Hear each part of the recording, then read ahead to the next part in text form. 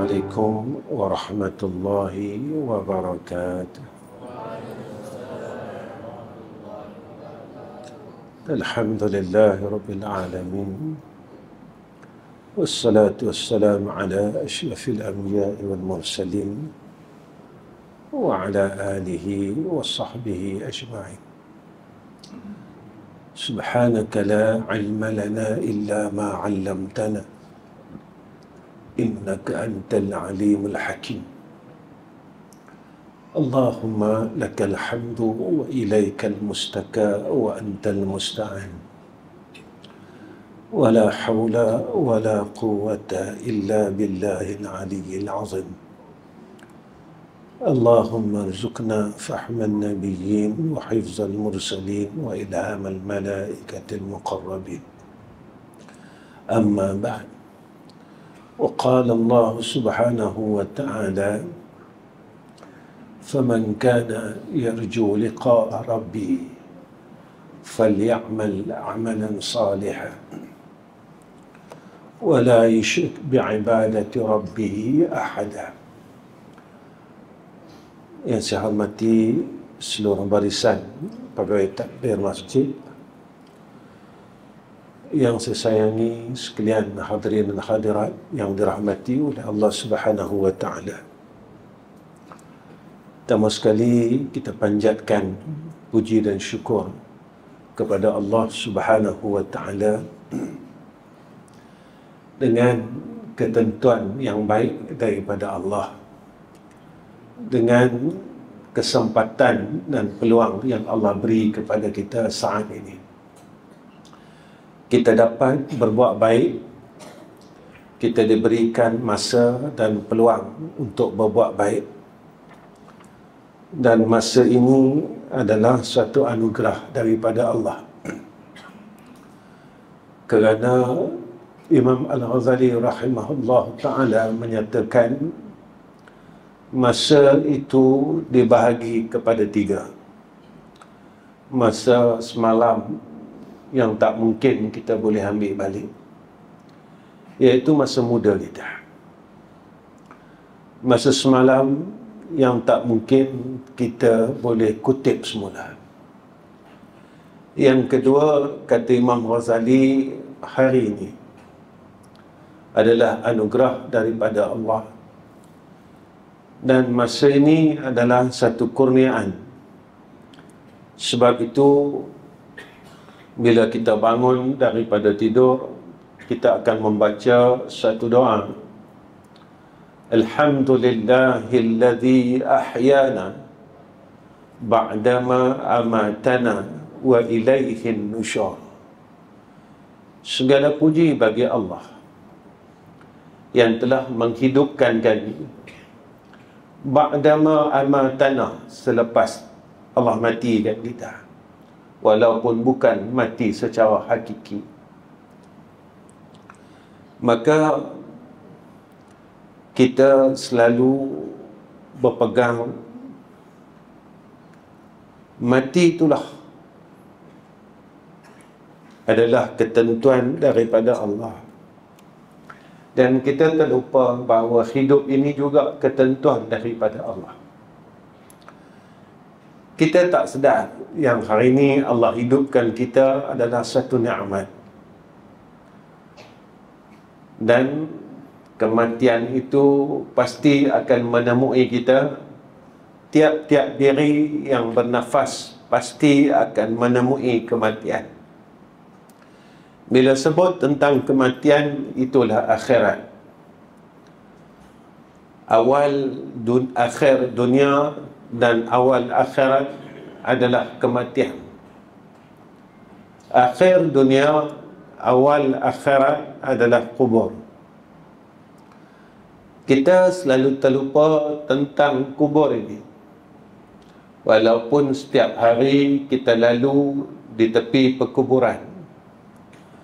Tetapi kubur ini seolah-olah tidak memberi apa-apa pengajaran pada kita.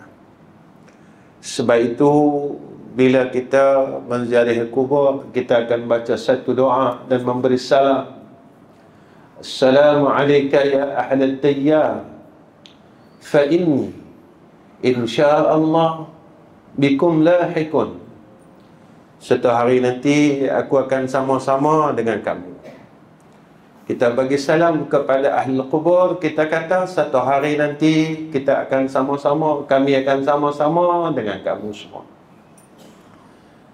Tapi salam itu tidak memberi apa-apa pengajaran kepada kita. Tuan-tuan, tajuk persediaan bagi akhirat ini sebenarnya adalah satu tajuk yang besar pada saya. Kita semua ni musafir. Daripada alam roh, Allah bagi peluang kita duduk alam rahim 9 bulan 10 hari. Sekarang Allah bagi peluang kita duduk alam dunia ni. Nanti kita akan jalan lagi, tuan-tuan. Kita akan jalan lagi satu alam, nama dia alam barzakh. Habis, tak tahu berapa puluh tahun, kita akan jalan lagi. Kita akan menuju kepada satu alam dipanggil alam akhirah. Di sananya adanya mahsyar, di sana adanya mizan, di sana adanya titian sirat. Maka penentuan sama ada kita ini ahli syurga ataupun ahli neraka. Malam ni saya ingin ingatkan diri saya tentang persiapan akhirat itu yang disebutkan oleh Imam Al-Ghazali di dalam kitab dia. Apa persiapan akhirat yang diberi garis panduan kepada kita? Iaitu persiapan kita menuju kepada Allah Subhanahu wa Ta'ala. Tuan-tuan, percaya tak percaya, kita akan menuju kepada Allah. Bersedia tak bersedia, kita akan menuju kepada Allah. Mahu tidak mahu, kita akan menuju kepada Allah. Bila masa tu, tak tahu. Dua perkara yang dirahsiakan ke atas hamba dia. Satu, bila dia lahir. Yang kedua, bila dia mati. Benda ni tak ada siapa tahu. Bila kita lahir, tak tahu. Bila kita mati, tak tahu. Tuan-tuan, kawan-kawan kita ada yang telah tinggalan kita. Saya ramai kawan-kawan yang dah pergi dulu dengan saya, tuan-tuan. Antara kawan seguru saya, sama-sama mengaji, iaitu yang Al-Fadhil arwahnya Ustaz Ali, ada rumah depan. Yang tu kawan seguru saya. Sama-sama mengaji, tapi dia mengaji, saya tak mengaji. Dia alim, saya tak pandai. Yang tu kawan seguru kami lah. Tapi dia dah pergi dulu. Tidak ada siapa yang boleh tolak panggilan daripada Allah. Tidak siapa yang boleh menolak dan menidakkan akan ketentuan kematian. Jadi apa persiapan kita?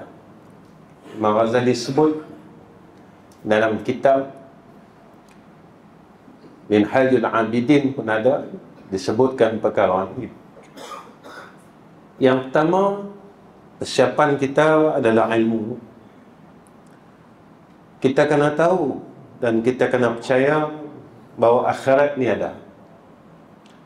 Kita kena tahu, kita kena percaya akhirat ini benar. Kita kena tahu, kita kena percaya yang kubur ni betul. Azab kubur ni betul. Antara azab yang disegerakan di dalam kubur adalah azab orang yang tinggal sembahyang. Saya tanya diri saya, tuan-tuan tanya diri tuan-tuan dalam hidup kita, berapa waktu yang kita dah tinggal sembahyang? Jikalah iblis ni, tuan-tuan, sekali saja dia tidak mahu sujud kepada Allah Subhanahu wa Ta'ala, lalu dihalau daripada syurga. Kita yang di dalam hidup ini, berapa kali kita telah meninggalkan sujud kepada Allah Subhanahu wa Ta'ala? Apakah kita benar-benar menyesal?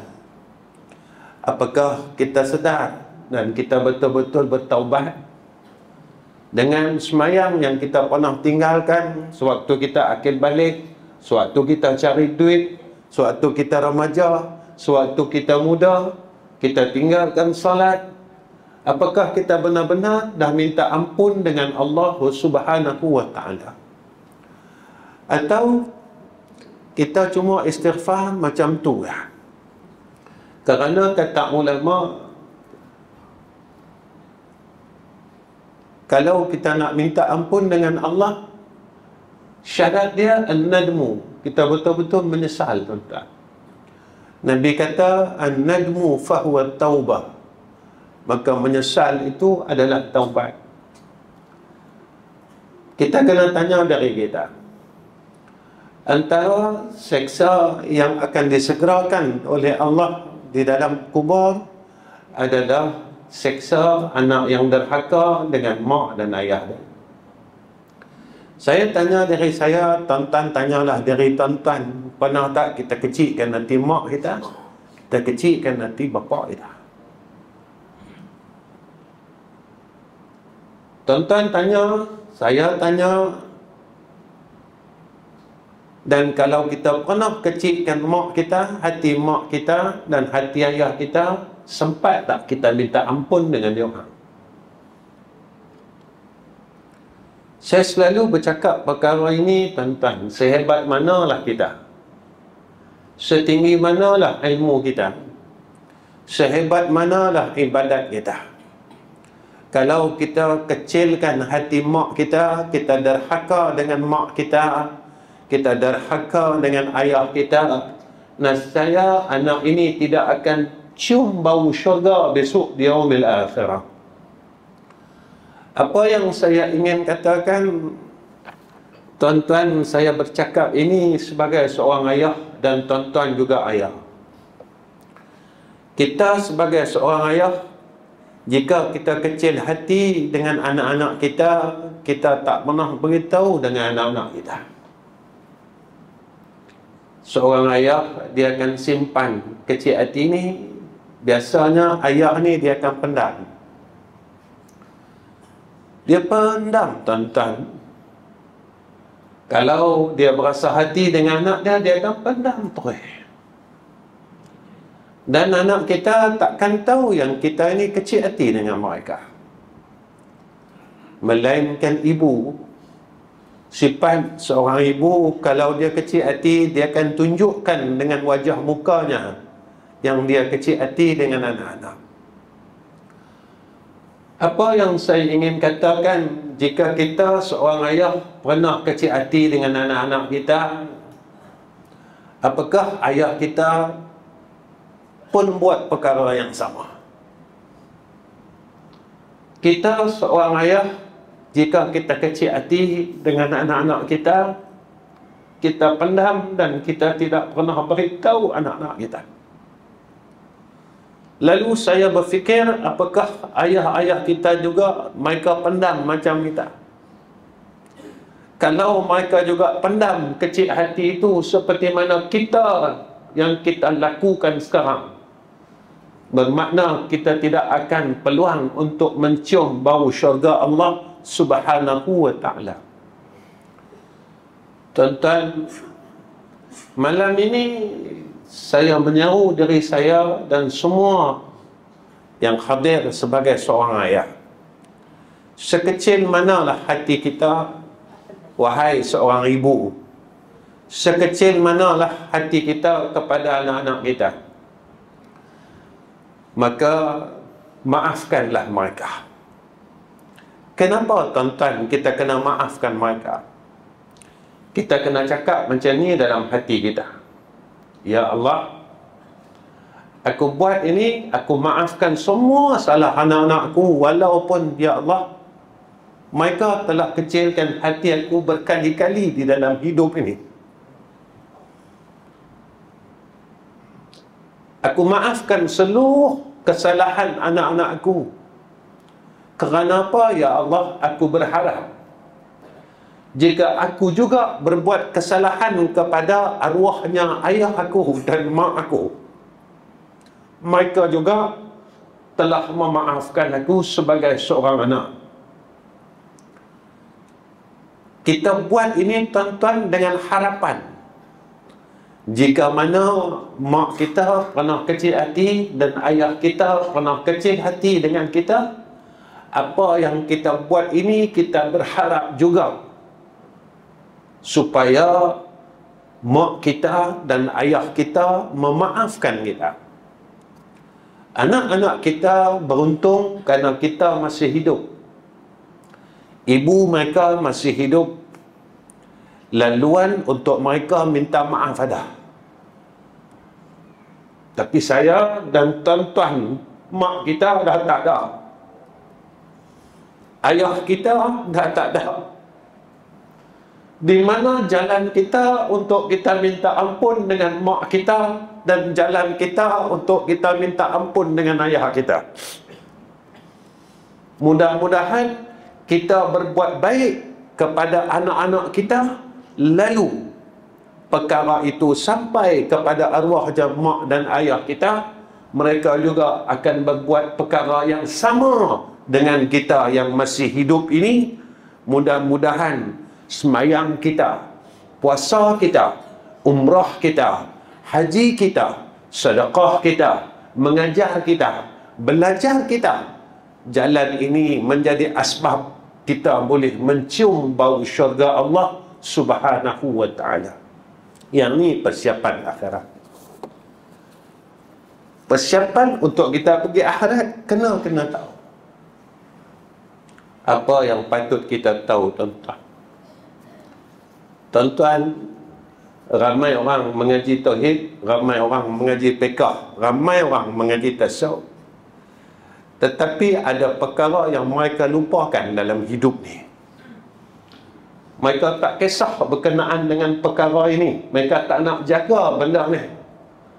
Mereka seolah-olah mengatakan, yang inilah yang lebih baik dalam hidup aku.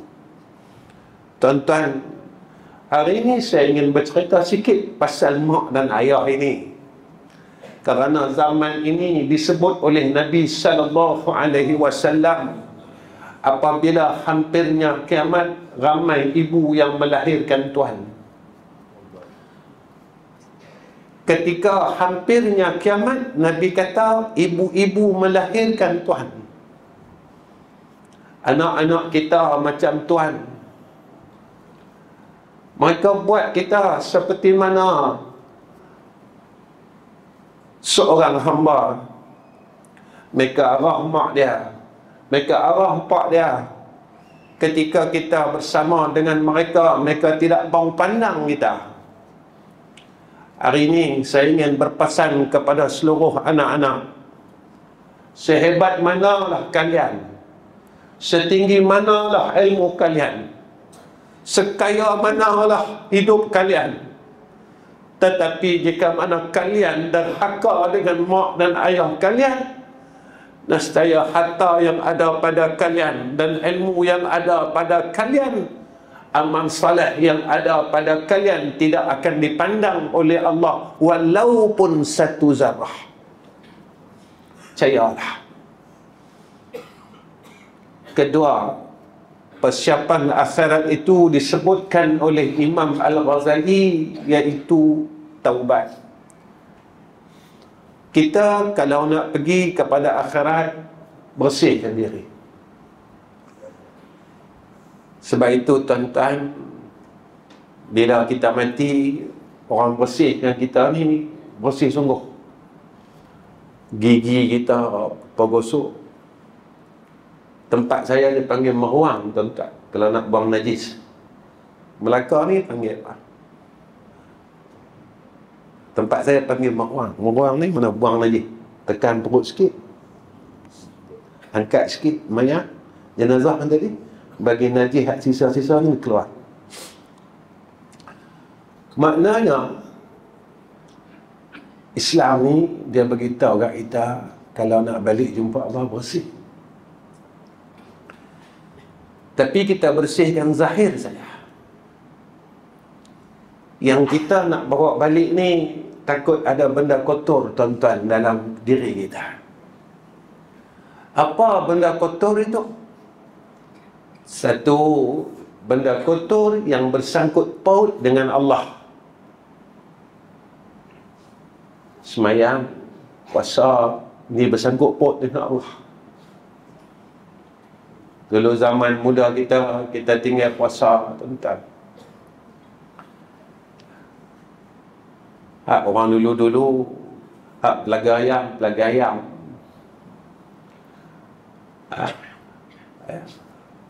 Hak berjudi, tuan-tuan. Kita masing-masing ada kisah silam kita masing-masing. Kita yang tahu kisah silam kita. Dosa kita dengan orang antara dia kita hutang orang tak membayar.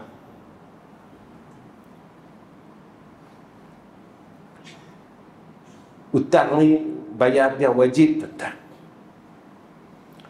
Jika mana kita tak menyelesaikan masalah hutang, ketika itu tuan-tuan, roh kita ini akan tergantung dan terawang-awang. Ada satu hadis menyatakan pada zaman Rasulullah sallallahu alaihi wasallam, seseorang yang mati dalam keadaan berhutang lalu diketahui oleh Nabi kita Muhammad sallallahu alaihi wasallam. Nabi kata, orang ni ada hutang tak? Ada. Nabi kata, aku tak mau semayangkan jenazah dia.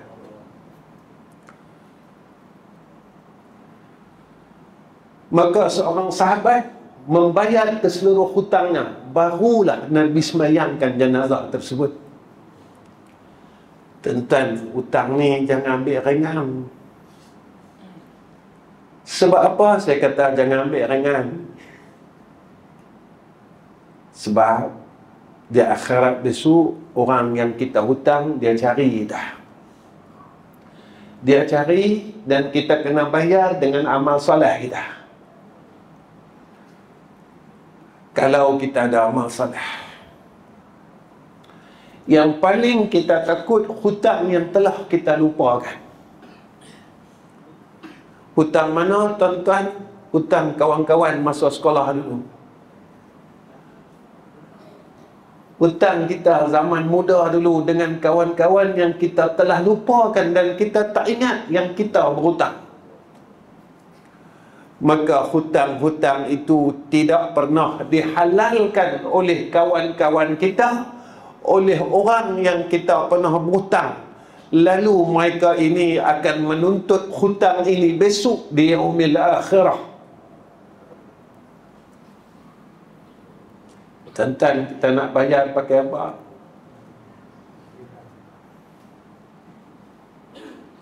Saya nak bayar pakai semayang saya, puasa saya, umrah saya. Ada lagi tak?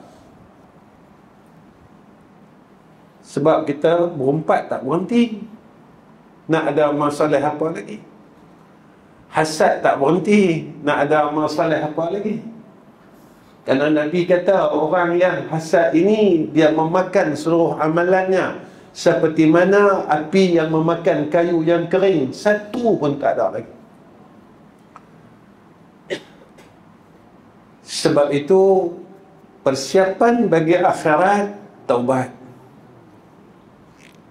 Yang ketiga, persiapan bagi akhirat, kata Imam Al-Ghazali rahimahullahu ta'ala, kita kena kenal akan perkara yang selalu tak bagi kita nak buat baik.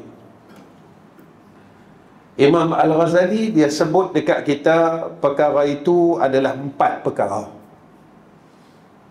Yang pertama, dunia. Tuan-tuan, kita habislah masa dengan dunia ni puluhan tahun. Saya selalu bercakap dalam kuliah saya, dunia ni tak salah. Cari duit tak salah. Salahnya kita cari duit sampai kita lupa Allah. Salahnya kita cari duit, kita tak sampai tinggal Quran puluhan tahun. Salahnya kita cari duit sampai kita masuk neraka Allah dengan kita menzalimi orang lain, kita bergaduh dengan orang lain. Salahnya kita cari duit ini sampai kita tinggalkan Allah. Sampai sekarang tuan-tuan, kita tak berjaya salat pada waktunya. Umur kita 60 tahun, 70 tahun, 80 tahun, kita masih lagi tidak boleh salat tepat pada waktunya. Kita masih lewat-lewatkan sembahyang lain. Kita masih ringan-ringankan sembahyang lagi. Kita masih tak ada rasa bersalah kalau kita tinggal sembahyang. Sebab itu Nabi bagi tahu kita perkara pertama yang akan dihisab besok di yaumil akhirah adalah masalah sembahyang. Tuan-tuan, kalau sampai hari ini kita gagal jaga sembahyang, bolehkah kita elok hidup kita di akhirat? Kalau sampai hari ini kita tak boleh jaga sembahyang, bolehkah kita jadi orang yang senang besok di akhirat? Dunia dah selesai, tuan-tuan. Kita ada rumah, kita ada kereta, kita ada isteri, kita ada tanah. Tuan-tuan, yang saya nak bagi tahu, akhirat ini benar. Yang saya nak bagi tahu, syurga ni benar. Yang saya nak bagi tahu, yang neraka ni ada. Dalam dunia kita ada rumah, kita dah siap kedap rumah kita besok di akhirat. Kita dah pilih ke rumah kita?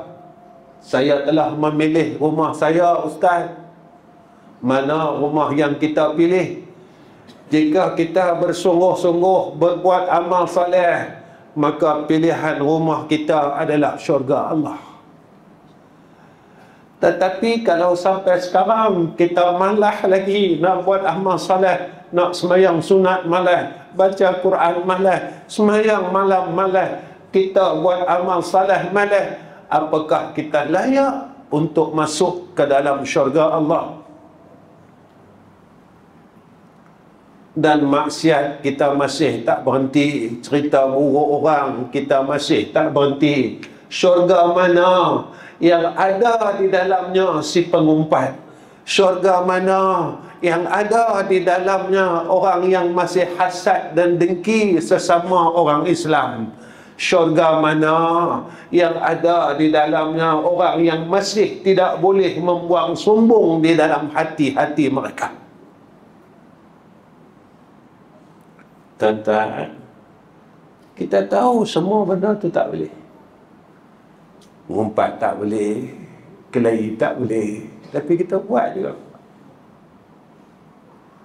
Kita tak sedar yang kita sedang lawan Allah. Kita tak sedar yang kita sedang lawan Allah, tuan-tuan.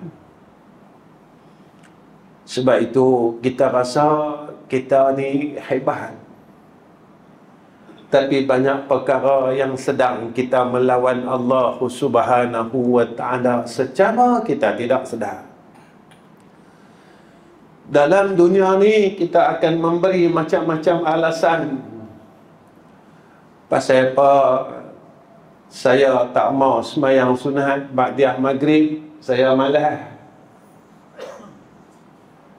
Pasal apa saya tak boleh sembahyang malam, saya tak sempat, saya letih. Pasal apa saya tak boleh buka Quran, baca Quran hari ini, saya tak sempat, saya sibuk.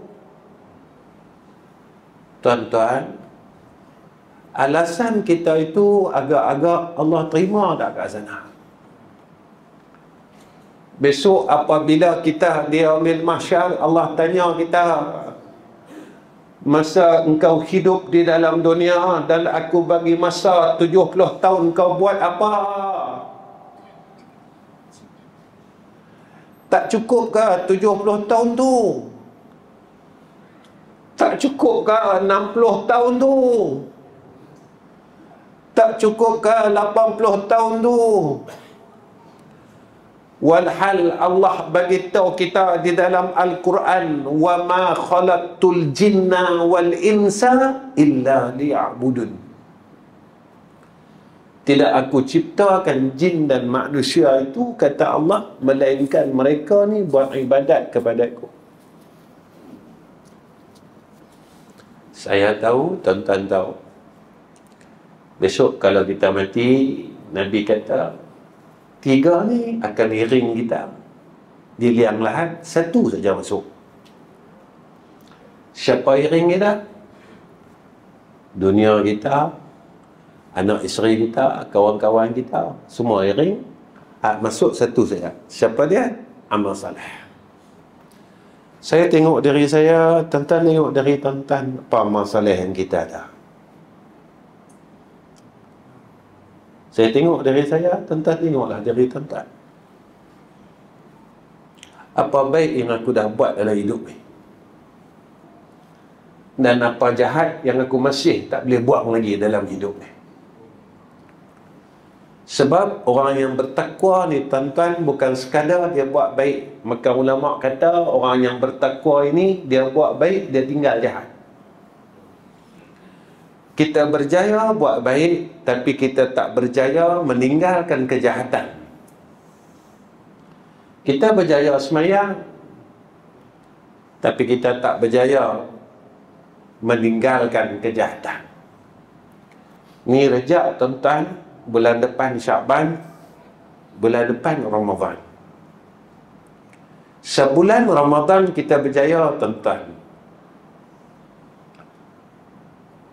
Bila kita lepas pada bangun sahur, adalah makanan celah gigi kita melekat kat sini, kita pun congkir-congkir buang kumur-kumur. Kita kata apa, tak boleh makan ni.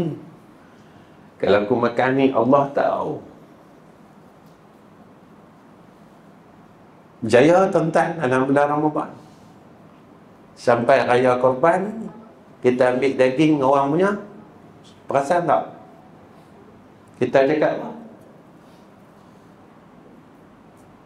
Bulan puasa kita berjaya, tuan-tuan. Makanan yang sedikit duduk di celah gigi kita, kita nak telan. Kita kata Allah tahu, Allah nampak. Bila sampai musim Hari Raya Haji, Hari Raya Korban, daging yang bukan kita punya, kita ambil. Ada tak kita pegang macam bulan Ramadan? Allah nampak, Allah tahu. Tuan-tuan, dalam bulan puasa, kalau hak daging yang sikit ni duduk dalam celah gigi, kita telan, kita kata apa? Ya Allah, berdosa.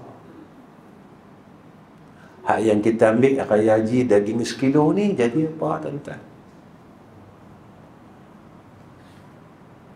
Tuan-tuan, berapa tahun kita buat kerja?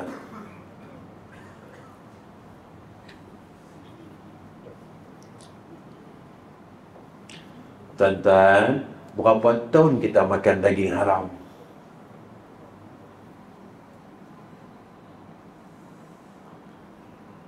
Tuan-tuan, orang yang perut dia masuk daging haram, amal dia Allah tak terima.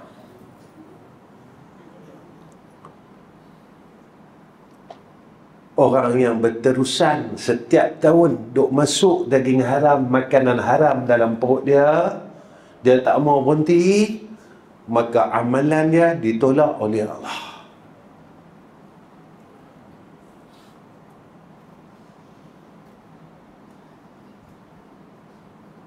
Tuan-tuan, tak ada ke rasa sedikit pun rasa takut dengan Allah Ta'ala?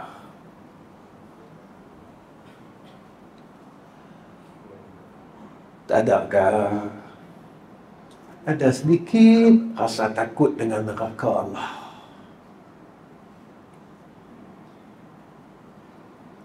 Tak ada ke sikit aja rasa takut dengan azab Allah Subhanahu wa ta'ala?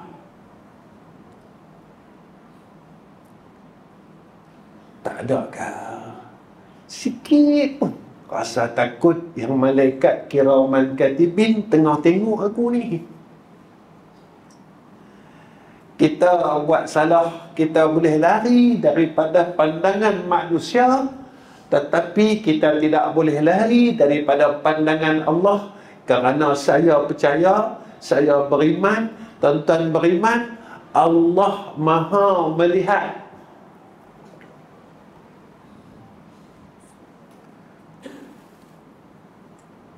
Pertama, kita kena selesai benda tu.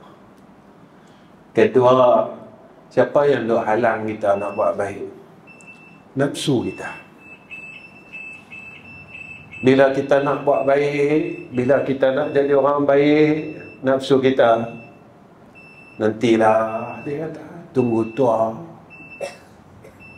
Bila dah tua, nafsu pula dalam diri kita kata, jangan nak buat baik sangat, bukan nak larat sangat. Nafsu ni dia akan tipu kita sampai kita balik menghadap Allah Subhanahu wa ta'ala. Walaupun saya tahu, tuan-tuan tahu, yang kita masa untuk kita menemui Allah dah dekat. Saya nak masuk 60, tuan-tuan pun dah 60 lebih, 70 dah, 80. Kita ni umur yang lahat, tuan-tuan. Umur kita umur liang lahat. Malaikat setiap hari dia datang ziarah kita. Dia tengok apakah telah sampai masanya aku nak ambil orang ni. Saya bersembang dengan kawan-kawan, saya kata apa? Kita berterima kasih dengan Allah masa kita jahat dulu, masa kita buat maksiat dulu, masa tengah kita buat maksiat, masa tu Allah tak ambil nyawa kita. Kalaulah masa kita tengah buat maksiat dulu, kita tengah buat jahat dulu, Allah ambil nyawa kita, Allah cabut nyawa kita pada waktu itu, mana tak ada tempat dan ruang syurga untuk kita. Kita terima kasih dengan Allah, sebab Allah masih bagi peluang untuk kita sampai hari ini, supaya kita perbaiki diri kita. Tapi setelah Allah bagi peluang ini, kita duk buat jahat lagi, tuan-tuan. Tuan-tuan, dalam masa kita tengah kata orang ni, tiba-tiba kita mati macam mana? Kita darah tinggi ada, jantung dah ada. Tengah duk kata orang sedap ni, tuan-tuan, heart attack macam mana? Kita mati dalam buat maksiat. Sebab itu, tuan-tuan, jagalah nafsu kita ni. Jangan ikut nafsu kita. Yang ketiga, orang di sekeliling kita yang tidak pernah membantu kita untuk menjadi insan yang baik. Yang keempat, kita kena waspada dengan syaitan yang tak pernah rehat untuk keluarkan kita daripada syurga Allah. Tuan-tuan, kita ni semua nak balik kampung. Kampung kita bukan Pematang Pasir. Kampung kita syurga Allah. Pematang Pasir ni kita akan tinggal. Kita semua nak balik kampung. Kita nak jumpa dengan tok kita. Kita nak jumpa dengan nek kita. Mana tok kita? Nabi Adam AS. Mana nek kita? Nenek kita, Siti Hawa. Mana orang yang kita rindu sangat nak jumpa, dah lama tak jumpa? Siapa, tuan-tuan? Nabi Muhammad sallallahu alaihi wasallam. Semua orang nak jumpa Nabi. Tapi kalau kita tersekat dalam perjalanan untuk kita balik ke kampung, mana kita tersekat? Iaitu disekat kerana kita tersangkut di dalam neraka Allah ribuan tahun, puluhan tahun. Kita takkan dapat jumpa dengan insan yang lama kita tak jumpa. Kita takkan boleh tengok muka insan yang dah lama kita tak tengok. Kita tak dapat hidup zaman Nabi, tuan-tuan, macam Sayyidina Umar, Sayyidina Ali, Sayyidina Abu Bakar, Sayyidina Osman. Mereka semua dapat pegang tangan Nabi, mereka dapat tengok muka Nabi, mereka dapat cium Nabi. Salman Al-Farisi dapat memeluk tubuh Nabi Muhammad sallallahu alaihi wasallam. Peluang kita hanya ada satu je, tuan-tuan. Untuk kita dapat pegang tangan Nabi, untuk kita dapat cium Nabi, untuk kita dapat tengok wajah yang kita tunggu-tunggu sekian lama. Kalau kita dapat masuk syurga Allah. Kalau kita nak masuk syurga Allah, kita kena usaha buat baik daripada saat hari ini. Kalau kita nak masuk syurga Allah, kita kena berusaha untuk meninggalkan segala kejahatan yang ada dalam diri kita. Yang tahu kejahatan itu kita. Saya tahu kejahatan apa yang saya masih tak boleh buang lagi. Tuan-tuan semua tahu kejahatan apa yang tuan-tuan tak boleh buang lagi.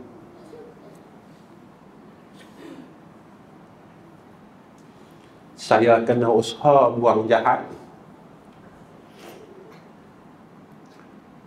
Kalau dah, kita tak boleh masuk syurga. Kalau dah, kita tak boleh nak tengok Nabi kita Muhammad sallallahu alaihi wasallam. Tuan-tuan, persiapan bagi akhirat yang seterusnya, iaitu kata Imam Al-Ghazali rahimahullahu ta'ala, kena sabar. Sebab jalan kepada akhirat, jalan kepada syurga Allah ni cukup susah. Nabi kata macam tu. Jalan syurga ni, Nabi kata bimakarihi. Semua orang tengok tak suka. Nak semayang, semua orang tak pernah nak suka semayang sunat. Nak baca Quran, nafsu ni tak apa nak suka tuan-tuan baca Quran. Saya tanya, tuan-tuan tanya diri tuan-tuan, berapa lama dah kita tak pegang Quran?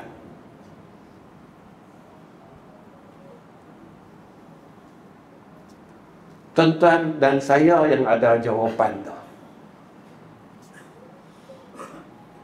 Berapa lama dah kita tak pegang mashaf Al-Quran itu? Kalaulah mereka mashaf ini boleh berkata-kata, maka dia hari-hari dia cakap dengan kita, wahai fulan bin fulan, pasal apa tinggalkan aku? Sampai satu masa besok semua orang tinggalkan kau. Tetapi jika mana engkau tidak tinggalkan aku, aku akan menjadi sahabat engkau di dalam liang lahat, kata Al-Quran. Ni yang Nabi bagi tahu kita. Kalau kita tidak meninggalkan Al-Quran, kita bersahabat dengan Al-Quran, isteri kita tinggalkan kita, anak kita tinggalkan kita, suami kita tinggalkan kita. Tiba-tiba dalam liang lahat kita ditasawurkan seorang pemuda yang cantik. Kita terkejut, tuan-tuan. Kita tanya, siapa? Dia kata, takkan tak kenal. Ish, tak kenal, aku tak ada kawan macam. Beritahulah siapa dia. Pemuda ni kata, akulah masa dalam dunia, semua orang tinggalkan aku. Kamu seorang saja yang tak tinggalkan aku. Hari ni dia kata apa? Semua orang tinggalkan kau. Dan aku akan menemani engkau sehingga hari kiamat. Kita pun tanya, siapa dia ni? Akulah Quran.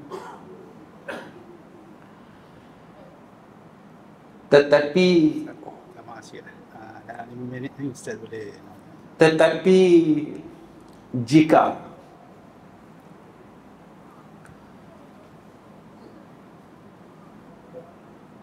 kita besok di dalam liang lahat, kita tidak ada teman, bermakna liang kita di dalam alam barzah besok, kita akan merasa sunyi. Tuan-tuan yang dikasih sekalian, sabar ni kena ada. Kemudian apa kata Imam Al-Ghazali rahimahullahu ta'ala, persiapan bagi akhirat itu kena berserah diri dengan Allah. Kerana ujian nak pergi syurga ini dia cukup susah. Baik itu kena serah dengan Allah. Antara perkara malam ini yang saya nak tinggalkan pada tuan-tuan, 3 benda. Dalam hidup kita, benda ni, 3 perkara ni jangan tinggal, tuan-tuan. Ni yang saya dapat daripada guru kami. Dia kata, hidup ni, kalau kita tidak yakin dengan Allah, tak mau bersandar dengan Allah, tidak ada rahmat Allah, Allah tak cukupkan segala apa keperluan kita dalam hidup ni, kita akan gelisah. Saya tanya guru saya, macam mana nak selesai 3 benda ni? Dia kata, jangan tinggalkan 3 zikir ini. Kita akan sentiasa yakin bersandar dengan Allah Subhanahu wa ta'ala. Iman kita takkan kita ragu kepada Allah, ragu dengan akhirat, kita ragu dengan liang lahat. Saya baca, tuan-tuan, tiap-tiap satu 3.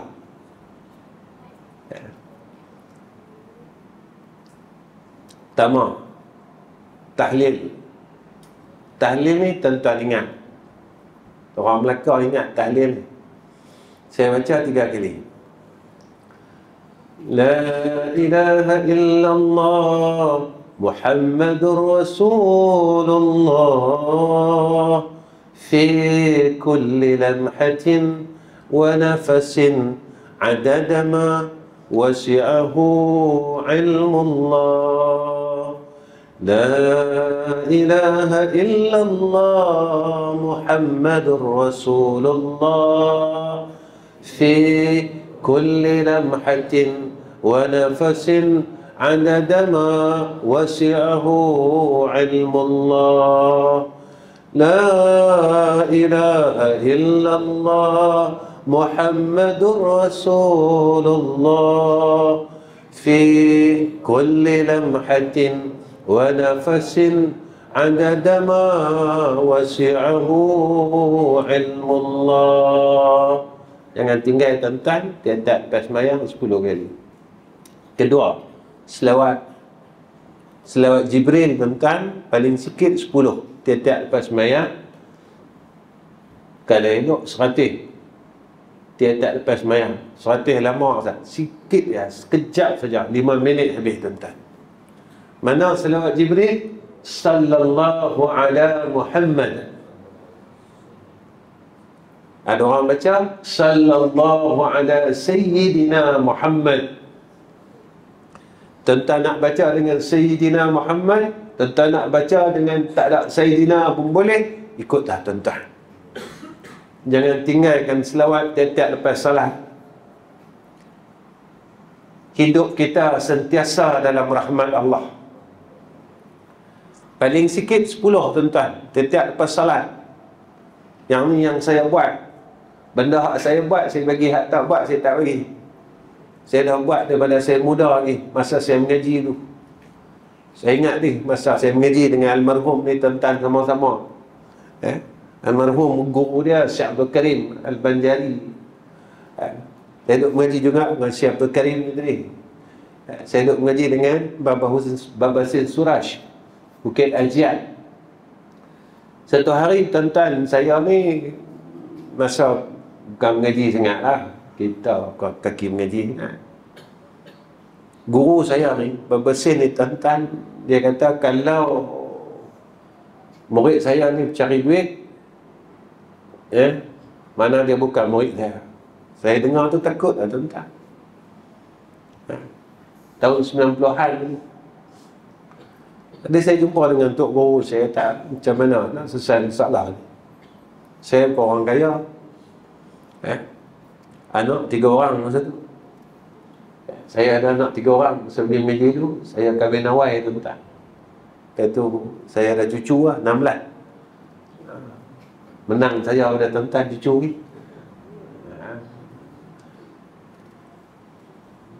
Jadi guru saya kata apa? Nak selesai masalah, dia kata baca selawat Jibril ni, kata lepas sembahyang subuh 5 rakaat, jangan tinggal. Tuan-tuan, saya nak beritahu apa yang saya rasa sekarang. Saya buat daripada tahun 90 dulu sampai sekarang tak pernah tinggal. Saya nak beritahu keajaiban selawat yang saya lalu. Dia tak ada dalam hadis tuan-tuan. Tapi yang saya lalu tak boleh jadi pegangan, tak boleh jadi fakta.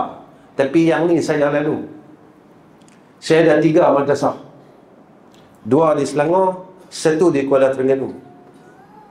Sebulan saya perlukan 60 ke 80 ribu. Sekolah saya tak minta apa-apa yuran, makan, minum, apa semua tak minta. Dan sekolah saya ni dah berusia hampir, bukan hampir, dah 25 tahun. 26 tahun. Tahun 2024, 26 tahun. Dan sekolah saya satu lagi, umur dia 42 tahun. Yang tu daripada almarhum orang tua saya. 42 tahun, 25 tahun. Yang di Kuala Terengganu baru masuk 2 tahun. Masih dalam pembinaan ni. Tak ada yuran, tak ada apa tuan-tuan. Saya tak ada kelapa sawit, saya tak ada stesen minyak, saya tak ada pokok getah. Pokok sawit ada, orang punya. Duduk sebelah sekolah tu, ada pokok sawit orang, bukan saya punya. Saya tak berniaga tuan-tuan. Tapi saya percaya apa yang disebut oleh guru kami, Allah selesaikan masalah tu. Alhamdulillah tuan-tuan, sekolah kami tak ada hutang. Api air sebulan saja hampir 9,000 tuan-tuan. Alhamdulillah, tidak ada tunggakan. 25 tahun. Sebab apa saya percaya? Sebab Nabi kata apa? Siapa yang membaca selawat ke atasku, maka Allah akan membaca selawat ke atasnya 10 kali. Selawat daripada Allah namanya rahmat. Tuan-tuan, kalau kita baca 100 kali, Allah bagi kat kita 1000 rahmat. Kalau kita dalam rahmat Allah, perkara apa yang tidak boleh diselesaikan oleh Allah? Yang ni saya lalu tuan-tuan 25 tahun. Hak 60,000 tu makan minum dengan duit sagu hati. Yang tu selesai setiap bulan. Mari mana ustaz duit? Saya tak tahu. Bila saya nak pakai duit, ada duit. Yang ni selawat, tuan-tuan jangan tinggal. Yang ketiga, les Ustaz kutipan ni lah. Boleh Ustaz? Saya kalau mengajar, hak ni lah. Kalau tengah-tengah buat kutipan, saya terus berhenti. Sebab dia tak di. Sebab adab ilmu dia tak boleh selang. Kalau dia selang, dia kena berhenti. Ni saya mengaji dengan guru saya macam tu. Lepas tu ustaz bisik tadi, saya tak terus. Lepas tu Ustaz kata, Ustaz ni tak dengar kata aku. Tak, saya dalam dua benda saya jaga. Satu ilmu, dua beramal. Amalan ni, kalau dalam amalan kita tak jaga adab kita, amalan ni dia kosong. Semua mengaji tuan-tuan. Mengaji ni kalau kita tak faham, tak apa.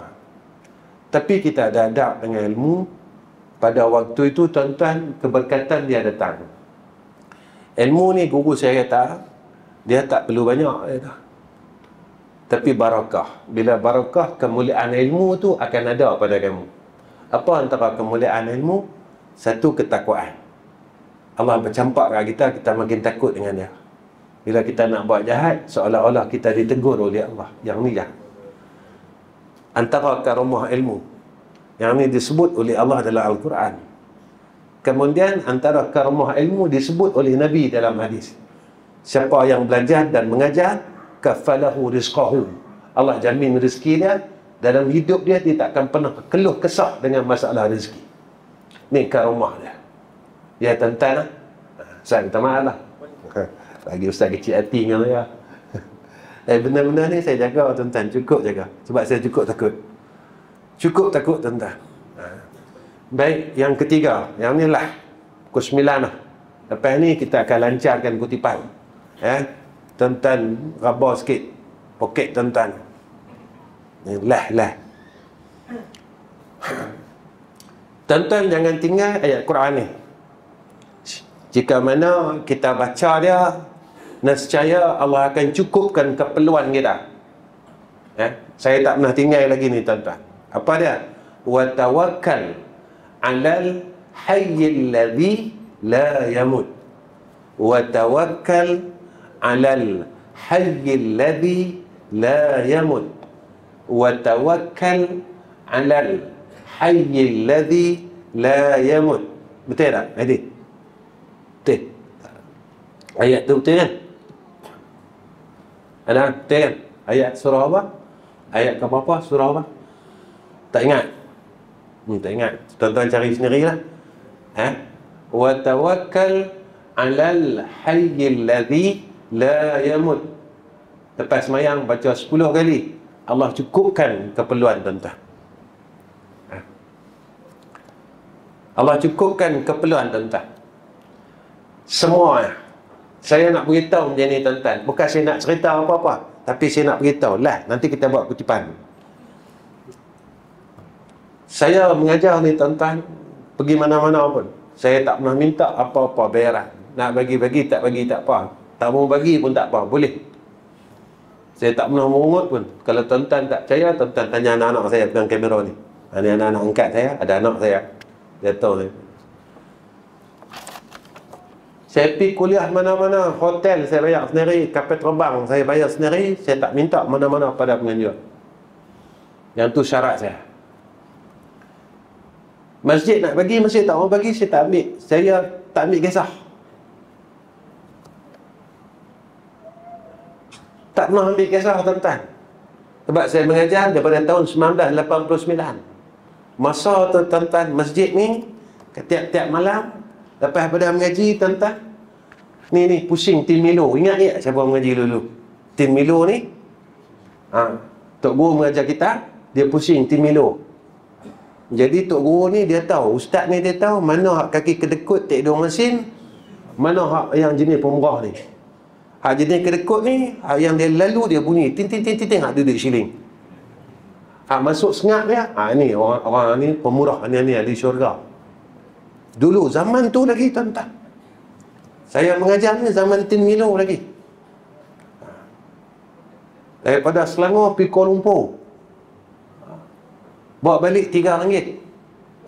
Dan istiqamah sampai sekarang tuan-tuan. Alhamdulillah, tak pernah tak pergi mengajar. Sebab janji Allah macam tu. Siapa yang belajar, siapa yang mengajar, apa kata Nabi? Kafalahu rizqahu. Allah jamin rezeki dia. Nak percaya, tak percaya. Yang tu saya. Tak percaya kat Nabi, fikir-fikirkanlah sama-sama. Seorang yang mengaji hadis tidak percaya dengan hadis. Seorang yang mengaji Al-Quran tidak percaya dengan Quran. apa faedah Quran dan hadis yang duduk dalam kepala dia. Quran ajar kita, wa man yattaqillaha yaj'al lahu makhraja wa yarzuqhu min haitsu la yahtasib. Siapa yang takutkan Allah, Allah selesaikan masalah dia. Nak selesai masalah, takutkan Allah. Nak dapat rezeki yang tak disangka-sangka, takut dengan Allah. Kemudian Allah kata lagi, wa man yatawakkal 'ala Allah fa huwa hasbuhu. Siapa yang serah bulat-bulat dengan Allah, percaya dengan Allah, yakin dengan Allah, Allah cukupkan segala keperluan dia. Jadi kita ni baca ayat wa tawakkal 'alal hayyil ladzi la yamut, mudah-mudahan dengan barakah Al-Quran kita bertambah yakin dengan Allah, bertambah percaya dengan Allah. Lalu seperti mana janji Allah di dalam Al-Quran, wa may yatawakkal 'ala Allah fa huwa hasbuhu. Allah cukupkan keperluan kita. Jadi tuan-tuan, ayat 3 ni tahlil, selawat, ayat wa tawakkal 'alal hayyil ladzi la yamut. Jadi saya rasa surah Al-Furqan ayat 58. Tanda orang perempuan. Selalu rajin tanda ni orang perempuan, orang lelaki tak ada apa. Daripada dulu lagi tuan-tuan, perangai orang lelaki ni memang tak boleh belah. Dia membawa telinga dia. Orang lelaki dari dulu, pengalaman saya tuan-tuan, memang dia bawa telinga. Dia tanya, abang mengaji apa? Tak tahu lah, ustaz kata. Abang ingat tak tahlil ustaz baca? Ingat, pangkai ingat la ilaha illallah Muhammad Rasulullah, ujung tak ingat satu apa pun. Baik tuan-tuan, tamat tuan-tuan lah. Malam ni malam akhir saya di Melaka, nak balik lah. Nak balik lah, insyaAllah ujung tahun kot saya main pula. Kalau tak mati lah tuan-tuan. Baik tuan-tuan, untuk akhirkan program ni, di sini ada satu surat untuk saya. Assalamualaikum Ustaz Ahmad. Nizam ni orang lain, nama saya Rizam. Jadi saya tak payah baca pun. Tolong kempenkan untuk kutipan sumbangan daripada para jemaah pukul 8.15 tadi. Ni baru mula Ustaz. Naya sungguh. Ya, naya sungguh yang ni. Baru mula 8 suku. Ustaz cakap pun 8 suku dah.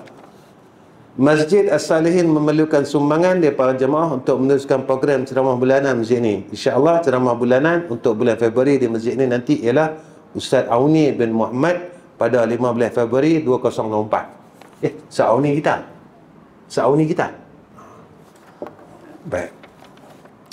Jadi macam ni tuan-tuan. Sebelum saya nak lancar benda ni, sebelum saya nak lancar pakai apa Ustaz? Ada juga. Okey. Sebelum saya nak lancar, tuan-tuan, kita ni zaman muda salah banyak sangat. Tinggal semayang, kata kat orang tak berhenti, mengumpat orang tak berhenti, puasa culah. Tuan-tuan tahu culah tak? Culah ni, puasa ni banyak tinggal. Kemudian banyak salah kita. Banyak benda yang kita buat ni, sama ada Allah ampunkan, Allah tak ampun, saya pun tak tahu, tuan-tuan pun tak tahu. Cuma ulama dia sebut dalam kitab Minhajul Abidin, tanda dosa tu Allah ampunkan 3. 1, Allah bagi kita faham hukum hakam agama. 2, Allah bagikan, Allah buka dekat kita pintu-pintu kebaikan. Kita dah banyak buat baik. Kalau dulu tak semayang malam, sekarang pun tak semayang malam, tuan-tuan kena beringat tentang dosa hak dulu. Kalau dulu pun tak mau semayang sunat ba'da Isyak, malam saat ni pun tak semayang juga, derah-derah nak keluar daripada masjid, saya kena ingat, tuan-tuan kena ingat. Sebab umur kita tak tahu bila lagi. Mungkin malam ni tidur habis. Kawan saya tuan-tuan bulan lepas berlaku, balik rumah, tidur lepas Isyak, dia cakap dengan isteri dia, aku penat, dia kata. Lena-lena tuan-tuan, rupa dia yang tu lah hari terakhir dia dengan isteri dan anak-anak dia. Saya tak tahu dan tuan-tuan tak tahu. Mungkin malam ni tuan-tuan lena, ni lena yang terakhir. Dia nak beritahu ni. Yang ketiga, apa kata ulama? Tanda taubat itu diterima oleh Allah. Allah berikan kelazatan, kemanisan buat baik. Bila kita buat baik, kita seronok. Kita duduk dalam masjid ni lama-lama, kita rasa seronok. Ya Allah, dulu aku habiskan masa aku di padang bola, di kedai kopi, di mana-mana yang tempat engkau tak suka. Hari ini, ya Allah, aku duduk rumah engkau, ya Arhamar Rahimin. Aku rasa seronok sangat. Maka itu tanda dosa kita telah diampunkan oleh Allah, sebab Allah bagi rasa seronok kita buat baik. Tapi kalau kita rasa tak seronok, ustaz ni dia bila nak berhenti dia tak? Dia tak tahu lah kami ni rasa kebeh kaki, mengantuk semua ada ni. Dia tak berhenti nak cakap. Jaga-jaga tentang dosa kita hak dulu, sama ada diampun atau tak oleh Allah. Yang ni, cerita hak ni, kutipan hak ni, ini peluang kita untuk kita tebus balik apa kesilapan yang kita telah buat dulu. Baik tuan-tuan, mana tukang usung ustaz? Saya penat cenang, ustaz buat tak erti dah. Yang ni aku letih ni. Assalamualaikum, silakan. Sambil-sambil saya cakap saya, betul ya. Tolong. Ya. Saya duk tunggu juga mana yang duk kutip ni. Saya cakap penat lah ni tuan-tuan. Baik. Sambil-sambil ni, orang perempuan kalau ada cincin gelang semua bagi. Tapi besok tengok. Besok tengok kat mana tahu dia kata tiba-tiba lepas kat bini mereka pula. Yang ni cincin aku ni kata. Apa yang ada tu boleh. Tuan-tuan, orang perempuan kata nak simpan kereta kita kat akhirat. Kalau tak bos sekarang, besok mati anak kita pakai. Baik tuan-tuan. Boleh. Tunggu apa lagi? Kata nak mati dah. Kata nak mati. Baik tuan-tuan.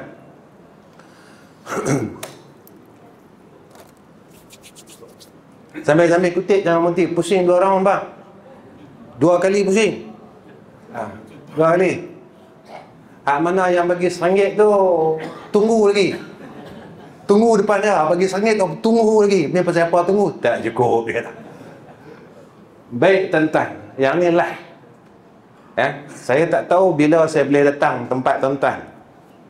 Saya memang kalau pergi kuliah, saya takkan bawa beg duit saya takkan bawa apa-apa pun. IC tak bawa, semua tak bawa. Jadi saya tak bawa duit malam ni, jangan lalu depan saya. Tapi tuan-tuan, saya ada satu jam tangan yang saya pakai, jam tangan G-Shock. GBD berapa ni? Ni Rahmat, saya kena tanya anak saya. Ada pun tak ingat. Sini lah. Jam ni lebih kurang kata dia 1,000 lah. Minimum 1,000. Dia malam ni saya akan bagi jam ni orang yang bida yang paling tinggi sekali. Duit ni kita bagi kat masjid. Dan tuan-tuan, saya pun dulu jahat. Tuan-tuan tak apa orang baik. Saya pun nak masuk syurga, saya pun Allah nak ampunkan dosa saya. Dengan orang yang mengaji, saat ini semua malaikat minta ampun untuk kita. Ya Allah, ampunkan fulan bin fulan. Malam ni saya nak bida jam ni bermula daripada RM1,000 jam saya yang saya pakai. Tuan-tuan, tapi tak apa nak elok elok lagi, apa tak elok. Cantik lagi tuan-tuan. Bermula RM1,000, hak paling tinggi yang boleh bida jam ni saya bagi kat dia. Baik, saya mulakan. Siapa yang boleh ambil jam ni RM1,000 untuk laburkan kepada masjid.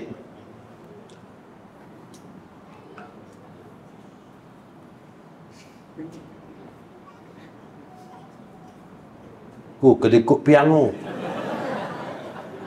Tuan-tuan tahu tak kedekut piang tu apa?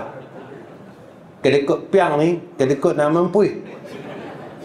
Orang Kedah kata, kedekut nak mempui. Tuan-tuan, duit tak masuk kubur, tuan-tuan. Duit tak masuk liang. Kalau kita tak habiskan dengan agama, nanti dia habis benda lain. Percaya, tuan-tuan. Nabi kata macam ni dalam satu hadis. Kita ni semua sakit. Nabi kata, dawu maradakum bis sadaqah. Ubat penyakit kamu dengan sedekah. Tuan-tuan, kalau tuan-tuan bagi untuk masjid, lebih beruntung daripada tuan-tuan disakitkan oleh Allah, masuk hospital, kena 10-15 ribu, buang duit macam tu lah. Lebih baik duit tu kita gunakan, kita sedekahkan, lalu Allah sihatkan penyakit kita. Tuan-tuan pilih mana? Tuan-tuan nak sakit ke? Tuan-tuan nak sihat? Yang tu pilih saja. Saya buka lagi. Saya kira sampai 10. RM1,000, 1. RM1,000, 2. 3. 4. 5. 6. 7. 8. 9. RM1,000, baik. Ada tak yang nak lawan dia RM1,000? Dia masuk syurga RM1,000, dia kata saya nak masuk syurga. Maka ada orang nak lawan. Siapa nak lawan? Banding nak lawan? Berapa orang nak lawan? 1,500. Ada nak lawan dia tak? Saya bukan, ini bukan harga jam ni, tuan-tuan. Jam ni harga dia RM1,000. Ini bukan harga jam ni. Ini harga iman, tuan-tuan, untuk masuk syurga Allah. Jam ni asbab saya. Tuan-tuan percaya dan tuan-tuan tak percaya, yang mana ada satu pintu besok di syurga, orang yang bersedekah, orang yang tak sayang duit dia, pintu tu yang dia masuk, pintu tu khas untuk dia. Tuan-tuan, malam ni Allah uji saya, Allah uji tuan-tuan. Getah yang ada pada kita, kita nak kembalikan pada Allah atau tak mau. Yang tu saja. Sebab duit yang ada pada kita ni Allah bagi, getah yang ada pada kita Allah bagi, kita mau tak untuk kembalikan semula kepada Allah demi rumah Allah ni? Saya buka lagi tadi, siapa nak lawan 1,500? Orang perempuan rajin melawan, takkan tak melawan Zong. 2,000 kalah Pandin, reject. Ada orang perempuan 2,000. Orang lelaki takkan kalah orang perempuan, malu woi. Hampa tunjuk kejantanan hampa. Malu woi, 2,000 sayang pun nak masuk syurga. Tuan-tuan, orang yang peluk dunia mati sakit tu. Bukan saya kata. Lagi kita peluk dunia, lagi kita sayang dunia, malaikat dia akan cabut roh kita. Sebab kita tak mau balik jumpa Allah. Dia rentak macam tu. Lagi sakit. Tuan-tuan, kalau rasa nak sakit mati, diam-diam, jangan angkat tangan. Tapi kalau tuan-tuan rasa nak mati macam mana, ditarik seumpama rambut ditarik daripada tepung, angkat tangan, lawan hak ni. Tadi kawan muslimat kita 2,000 ni. Ada tak? Orang perempuan tak mau lawan lagi lah. Ada lagi nak lawan? Tuan-tuan macam berani yo. Sayang Allah tentang dengan duit ha?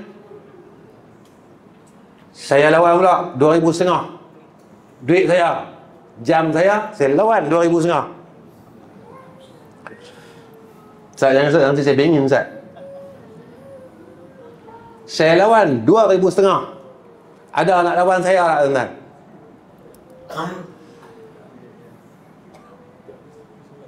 Ha? Harga ni apa? Kawan anak-anak saya tengok jam ni harga dia 1,900. Saya lawan 2,500. Ada nak lawan lagi tak tuan-tuan? Ni untuk rumah Allah, bukan untuk saya, bukan untuk tuan-tuan.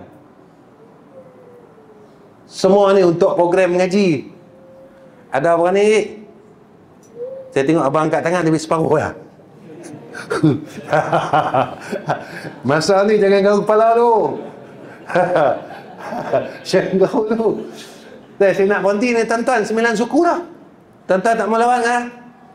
2,500. Siapa nak lawan lagi? Saya kira sampai 10. Kalau tak, saya punya bahagian 2,500. Satu. Tuan-tuan, saya nak jerit ni. 2, 3, sampai 10 4, 5, 6, 7, 8, 9. Berapa bang? Ada berani kah? Berapa? Okey, saya tak boleh masuk syurga malam ni. Mandai ambil 3,000. Ustaz, cari dia. Jangan cari saya. Saya tutup. Lagi kalau saya lawan lagi, tak ada orang lawan saya, naya saya.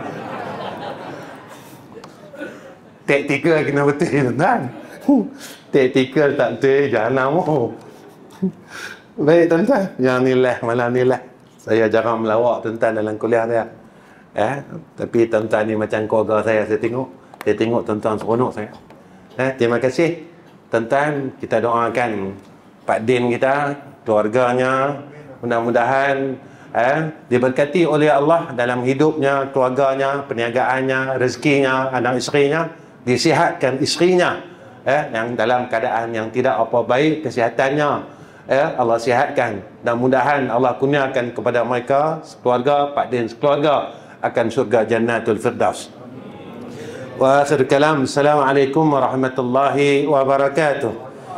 Bismillahirrahmanirrahim. Alhamdulillahirabbil alamin. Allahumma salli ala Muhammad wa ala ali sayyidina Muhammad. Allahumma jammilna bil afiyah was salama wa hakkikna bit taqwa wal istiqamah wa a'izna min mujibatin nadama innaka as-sami'ud du'a. Allahumma inna nas'aluka imanan kamila wa qalban khashi'a ويكينا صادقا ودينا قيما ورزقا حلالا طيبا وصلى الله على سيدنا محمد وعلى آل سيدنا محمد والحمد لله رب العالمين. تقبل الله منا ومنكم.